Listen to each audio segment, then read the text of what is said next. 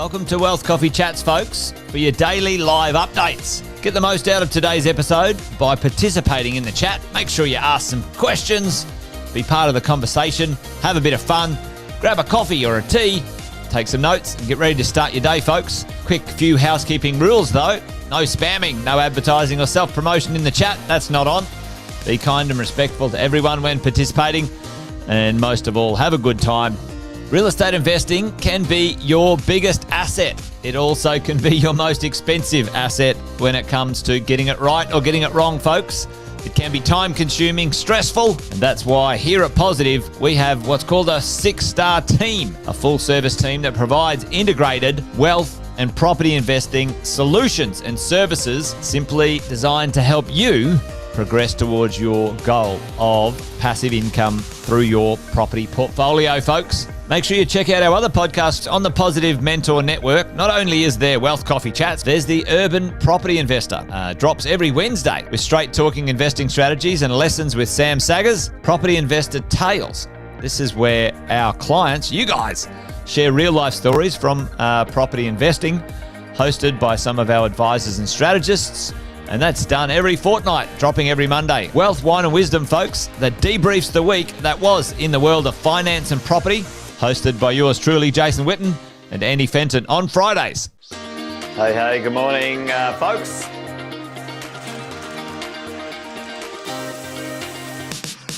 Good morning, everybody. Welcome to another Wealth Coffee Chat. Hope you're well, folks, wherever you are. There it is, team. Morning. Morning, wherever you're tuning in from today. Early bird gets the worm, they say. Here at Positive, we offer a 6-star team. It's a team that help you at every stage of your wealth creation journey.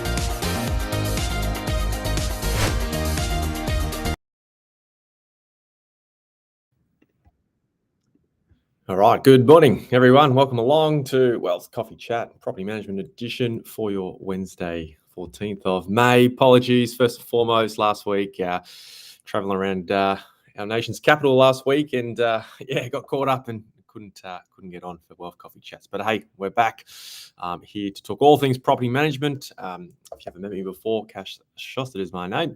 And there you go. I head up the property management group for the 6-star team here at the Positive Collective and R&W group. What we do, if you don't already know, on a Wednesday, we chat all things property management, help you keep safe, help you maintain and hold your investment for the long term, as they say. Whatever your journey might look like, we are here to help.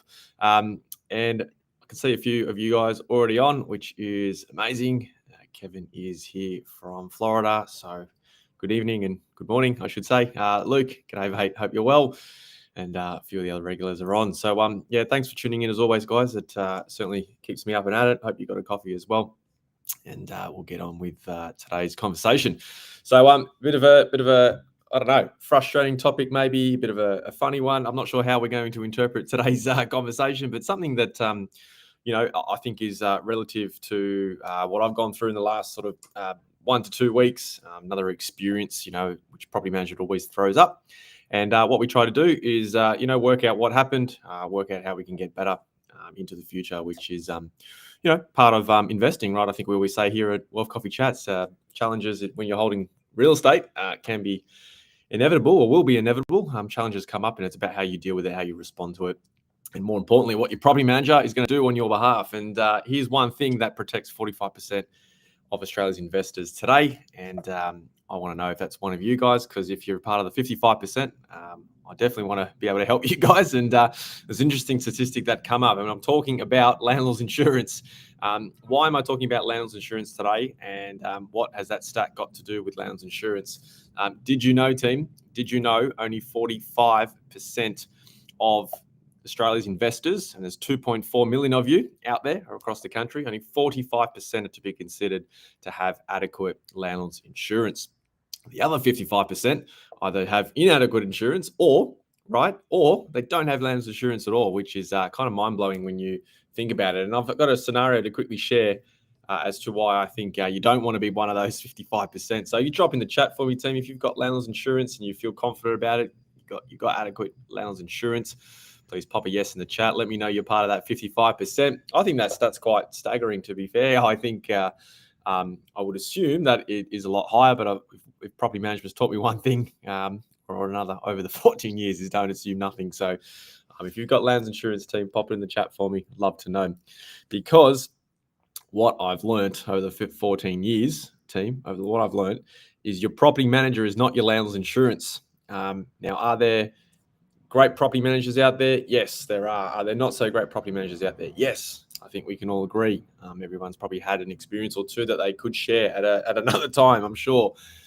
But your property management is not your landlord's insurance policy. They're not your policy to make sure they get you out of a jam at all times. Now, can a good property manager get you out of a jam? Yes, they can. And I'm going to share you how I just done this, in this space. But you just don't want to be part of that, 55% of people without landlord's insurance or inadequate insurance based on the research that, has come through over the years. Alison's here as well. Morning, Alison. Welcome along. Lynn's got landlord's insurance. Awesome, Lynn. Good stuff. Dando as well and Alison as well. So good stuff, team. You're part of the 45%. Good on you. And so the scenario I went through at the moment over the last few weeks, team, where I've jumped in is we had a tenant. It's been there for a little while. Back into the tenancy hasn't gone to plan now. There's probably a variety of reasons why this tenant got into a situation where they owed rental income. There was a list of damages, whether they were considered accidental or malicious is another story. And along we went through the bond process. The bond was claimed in full, so it was tracking okay. And when it got time to submitting the insurance claim, given there's a certain threshold of what landlords insurance companies out there will deem, what they will claim in-house through their claims team and what they will deem, okay, now we need to send an assessor out there. In this scenario, an assessor got appointed. Now, for the most part, and I could be wrong here, but for the most part, most of these assessors that get appointed are third-party contractors, and they're not part of that in-house insurance company that you might have your policy with. So I think it's fair to say that might be the scenario right down the track. It's really important, team, if you ever find that yourself in that scenario, that you do get one of the senior teams or someone like myself in at that appointment, because here's what happened. I got wind of sort of what was happening with this assessor and how he was interpreting things and what he might deem wear and tear, let's say, as opposed to damage. And, I think when you understand your policy really well, you want to be at those meetings. You want to challenge some of those things that went on. And long story short, some of the assessor's interpretation of wear and tear and what I said was damage, and what he said was living, like just being there, right? Like, I'm not talking about scuffs on walls. We're talking about some actual damage. The interpretation and his perception perspective of how it went about, or how the items that were outstanding how they were resulted, what caused it. There were some differences in there. So that led us to a point where we're now working through the policy.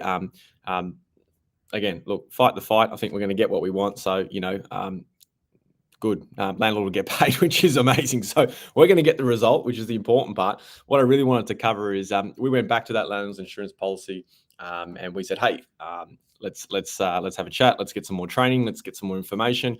And interestingly enough, they came in yesterday. They gave us some bit of a lowdown on, any updates to their policy. And not sure if you guys know, but, Terry Shue, one of the leading landlord's insurance policies out there. They look after 250,000 properties, 250,000 of investment properties across Australia.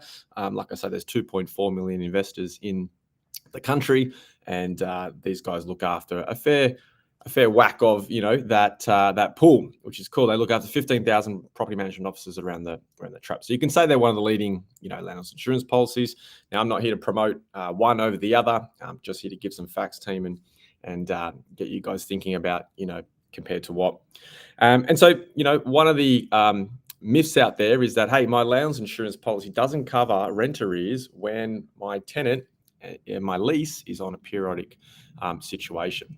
Now, depending on who you are partnered with your landlord's insurance, that statement may be true. But if you're with Terry Shue, and what we found out yesterday is that they do cover both fixed and periodic leases, which is amazing when it comes to rental arrears, which is really good. There is certainly some policies, and for the 55% of investors out there across Australia, and like I say, there's 2.4 million of you out there, for the 55% of them who don't have insurance or have inadequate insurance, deemed by all the research, right? This is not going to be covered for you. So number one, as an investor, you want to make sure that if you have a defaulting tenant, you're going to be covered regardless of whether you have a fixed term or a periodic lease. Now, state by state, things may change, right, when it comes to whether you can get a tenant on a lease, whether you can force that or not. There's obviously different rules. You need to talk to your property manager in your local state about that. But it's interesting to see that they do cover that, which I think is a great thing. What you may know or you may not know, part of their policy is that they have increased their weekly rent threshold when it comes to the annual premium. So again, state by state and by territory, your annual premiums may differ a little bit, but generally speaking, they would cover up to about $1,100 in rent. And if you had a property that was more than $1,100 in rent, your premiums would be at a higher rate. That has now increased to $1,500, which is great. Given rent increases and growth over the last couple of years, I think that's a good decision by them, and that'll help a lot more investors out there. Another quick tip, right? When I talk about rental arrears, they will cover defaulting tenants that result in an eviction or termination up to 20 weeks. It's perfect. It's a long time. It's plenty of time, in my opinion, for your property managers if they follow the process to get that tenant sorted, get it released, and that insurance part will cover the gap, which is amazing. Like I say, team. One of a couple of the other things, contents damage up to $70,000. I'm not sure if that number's been updated, but it's definitely clarified in there. So that's a really good sign. And then pet damage. We get a lot of questions from time to time about, hey, I'm not sure if I want to approve this tenant. They've got a pet. How many pets? What if I approve one? The next minute there's three and there's a zoo in there. Like sometimes these things happen, team. And of course, we've got to have a bit of a framework and, approval process through that. And again, depending on where you are, you can't unreasonably deny pets these days. But the pet cover in your insurance policy with Terry Shear is now increased, right? So it used to be up to $2,500 in cover. That has now doubled up to $5,000. So if you're not with Terry Shear, like I say, just compare to what? Have a look at your policy. Do you have up to $5,000? Does your policy include up to $5,000 in pet damage cover? If not, it may be something you just want to ask your insurance policy provider and say, hey, listen, can this be included? Or maybe the answer is no, and you might want to switch in that space. So, just a couple of little tips and tricks in that sort of space, team. Really important. Some of the scenarios we get a lot, and look, pop it in the chat if this is something that's come up to you. Hey, is it covered under insurable events? If I have flood, storm, fire, the answer is yes. It covers your contents, fixtures, and fittings, not your building insurance, of course. So if you've got a house, you must have separate building insurance, and if you've got a strata titled property, i.e., apartment or townhouse in that matter, then through your owner's corporation or owner's committee there, your OC, you will have building insurance through there, and that's part of what your levies contribute towards. Couple comments here. Alison says it's awesome with Terry Shear, one property.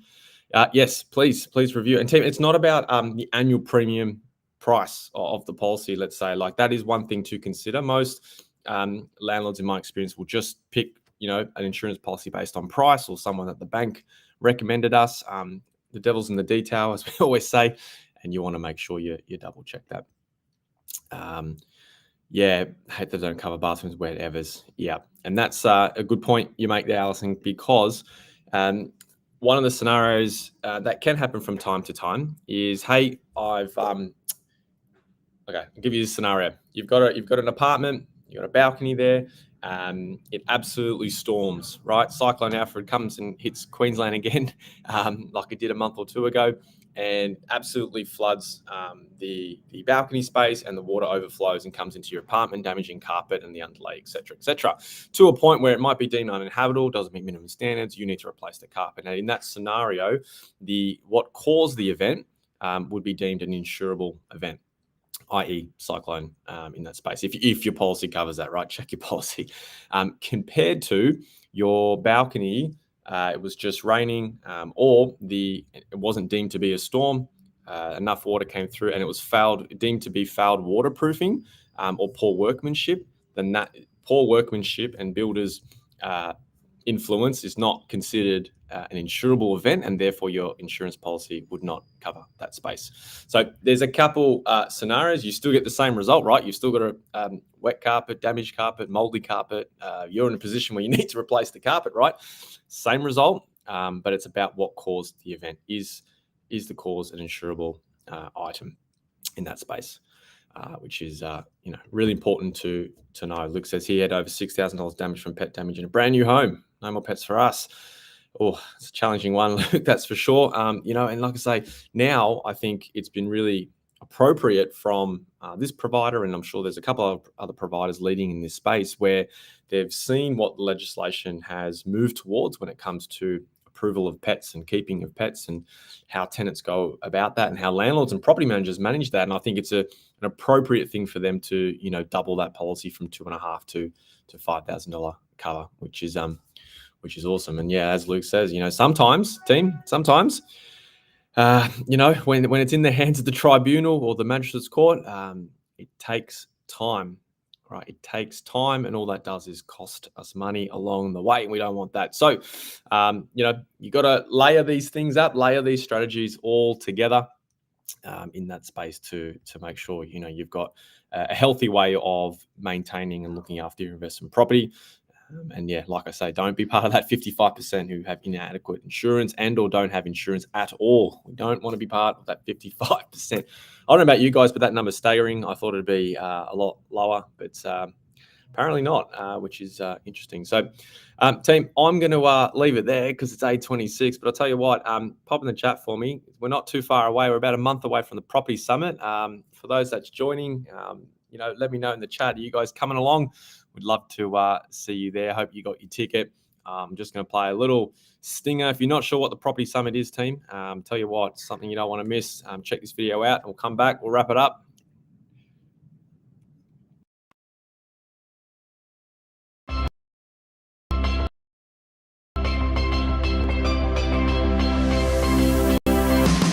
All right, it'll be fun. Who has played the property game before? Oh, you're in for a treat. Who likes Monopoly? Did anyone like Monopoly when they were a kid? Well, this is Monopoly in real life in this room. Every hour or so, you guys are going to be up and you're going to be running around the room like maniacs trying to play the property game and win the property game. Today, I wanted to share the lessons, the mistakes, and the wins. I want everybody to put up their hands who knows their interest rates on all their loans right now. If you haven't seen me around before, like 13 years in the industry, in property management specifically. Who likes paying tax? If you need help finding somewhere to donate, I'm sure I can find somewhere else where it can go. No, we've got an expression in that, let's go and make new mistakes in the world. Who wants to make new mistakes? These are just strategic moves that can make such a big difference. So obviously buy well, never sell. Definitely the majority of what everyone's looking to do is collect some A-grade assets, B-grade assets, whatever it might be. I loved the idea of being a property investor and developing that identity. Collectively, they have way more years experience in everything that you think you're trying to solve.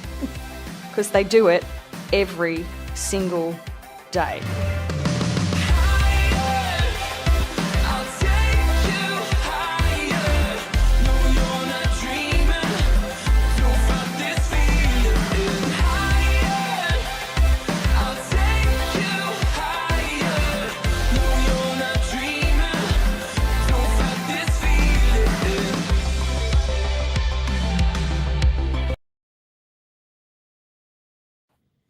There it is, team. If you want to come play live Monopoly, come check it out. As Andy Quinton says, make new mistakes. I'm all about it. Hope you are too. Alison says she's not going to be here. Come on, Alison, come along. Reach out to your coach. I'm sure we can work something out. It'll be super cool to have you there. And for everyone else that's attending, we'll see you in about a month's time. If you're not already sure how to get tickets, I'm going to drop a link into this stream, so that will come through. But hey, if you're part of the Positive Collective group, reach out to your coach, your strategist. They will help you out. They'll link you up with some tickets. Sort yourselves out for that date. I think it's the 12th to 15th of June. And up or down, depending where you are on the Gold Coast. So there we go. Jacinta's jumping on as well, trying to put aside a ticket. Yep, we'll sort it out. Jacinta, jump on to your coach. Will help you out, that's for sure. As Lynn Lynn's nailed it. Great memories. Can't make this year, unfortunately. I will miss you, Lynn. Hopefully next year. But as Lynn said, great memories created. Come share some insights, some learnings with all the crew, investors like yourself, and of course, it'll be hosted by Jason Witten and Sam Sagers, and the crew will be there along with him. So, team, that's it for me for a Wednesday. Thanks for joining in. Thanks for participating as always. Love the banter as we go along. Happy Wednesday. Enjoy your day, team. See you soon. Thanks for watching another episode of Wealth Coffee Chat, folks. Make sure you like, subscribe, and turn on your notifications so you never miss a thing when we go live. Improve your portfolio and investing game, folks, with Wealth Coffee Chats live every morning at 8:10 each weekday. Make sure you join us. Previous episodes are also available wherever you get your podcasts, folks, as well as our other podcasts from the 6 Star team here at positivementor.com.au.